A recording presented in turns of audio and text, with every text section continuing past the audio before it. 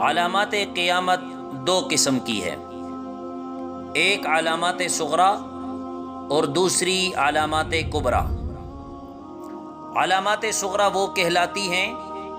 کہ جو حضور صلی اللہ علیہ وسلم کی پیدائش سے لے کر امام مہدی علیہ السلام کے ظہور اور پیدائش تک ظہور میں آئیں گی، اور علامات کبریٰ وہ کہلاتی ہے کہ جو امام مہدی علیہ السلام کے ظہور کے بعد سے نفخ صور تک ظہور میں آئے گی۔ قیامت کی علامات صغریٰ میں سب سے پہلی علامت خاتم الانبیاء علیہ السلام کی بعثت اور وفات ہے۔ اسی وجہ سے کتب سابقہ میں حضور صلی اللہ علیہ وسلم کا لقب نبی الساعہ تھا، یعنی قیامت کا نبی، کہ جو آخری نبی ہوگا اور قیامت اس کی امت پر قائم ہوگی۔ پھر فتنہ ارتداد کا ظہور اور صحابہ کرام کے ہاتھ سے اس کا انسداد، جس کی خبر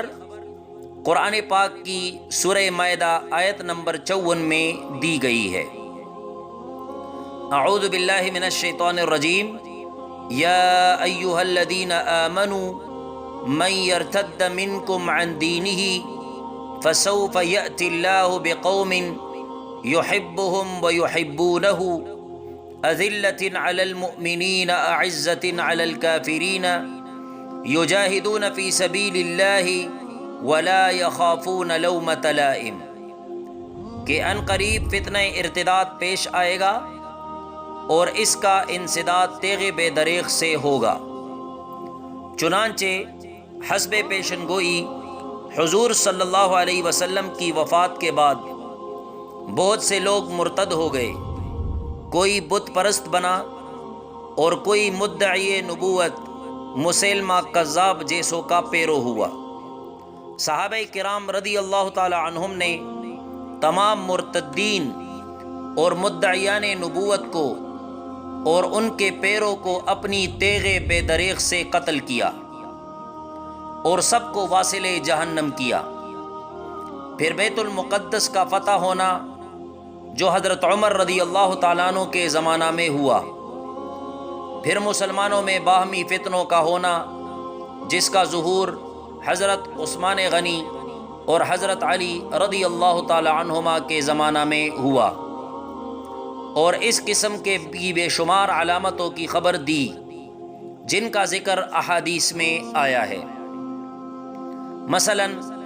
علم کا اٹھ جانا اور جہل کا زیادہ ہونا، زناکاری اور شراب خوری کی کثرت، لبے سڑک زنا کا ہونا اور جانوروں کی طرح اپنی خواہش کو پورا کرنا،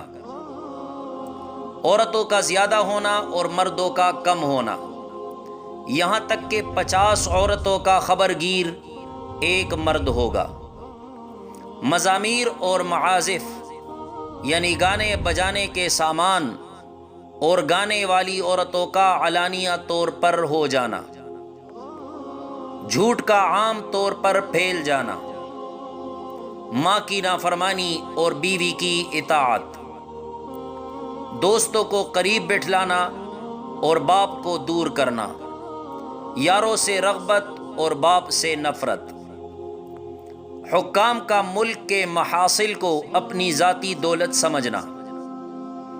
امانت کو لوٹ کا مال سمجھ کر دبا لینا، احمقوں اور نالائقوں کا امیر اور حاکم ہونا، رذیلوں اور فاسقوں کا اپنے اپنے قبیلہ کا سردار ہونا، حیا اور شرم کا اٹھ جانا، ظلم اور ستم کا رواج ہو جانا، وغیرہ وغیرہ۔ ان کے علاوہ اور بھی قیامت کی بہت سی علامتیں ہیں جو احادیث صحیحہ میں آتی ہے، وہ سب حق اور بجا اور درست ہیں۔ ان میں سے اکثر و بیشتر ظاہر ہو چکی ہے